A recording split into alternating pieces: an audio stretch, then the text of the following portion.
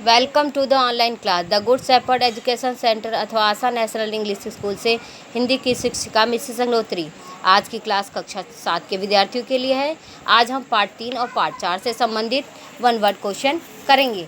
आपका पार्ट 3 है सच्ची वीरता। आइए अब हम आपको पार्ट को स्वयं पढ़ना है और पार्ट से संबंधित 10 वन वर्ड क्वेश्चन दिए गए हैं जिनको आप स्वयं कीजिए। चलिए, आपका पार्ट 3 है सच्ची वीरता। पहला प्रश्न है, वीर पुरुष का शरीर किसका भंडार है। आपका दूसरा प्रश्न है, वीर पुरुष का स्वभाव किसके समान होता है। तीसरा प्रश्न है, वीरता का चिन्ह क्या है। आपका अगला प्रश्न है, कौन मनुष्य के जीवन को बड़ा ही कीमती हथियार समझते हैं। आपका अगला प्रश्न है, वीर पुरुष की दहाड़ सदियों तक क्यों सुनाई देती है। आपका अगला प्रश्न है, कौन से जीवन को कीमती हथियार मानते हैं। आपका अगला प्रश्न है, वीर के दिल में किसका केंद्र है। आपका 8वां प्रश्न है, किन बादशाहों के बीच बात हो रही थी। आपका 9वां प्रश्न है, फौज को किसके पार जाना था।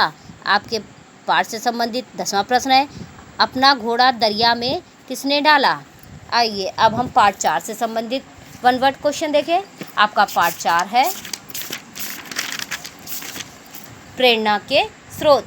आप अपने पाठ को ध्यान से पढ़िए और पाठ से संबंधित दिए गए 10 वन वर्ड क्वेश्चन को आप स्वयं हल कीजिए। चलिए, आप अपनी कॉपी पे डालिए पार्ट 4 प्रेरणा के स्रोत।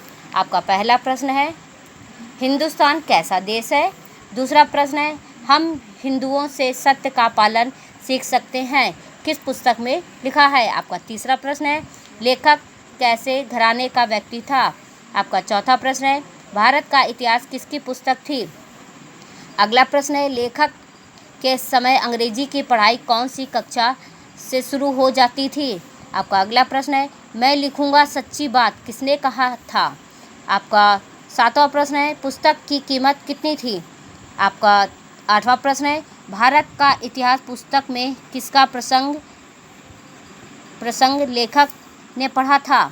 आपका 9वां प्रश्न है, लेखक ने किसके सिद्धांतों पर सदा चलने की कोशिश की। आपका अंतिम प्रश्न है, लेखक का जन्म कहाँ हुआ था। ये आपके पार्ट 4 से वन वर्ड आपके पार्ट से संबंधित 10 वन वर्ड वाले क्वेश्चन हैं।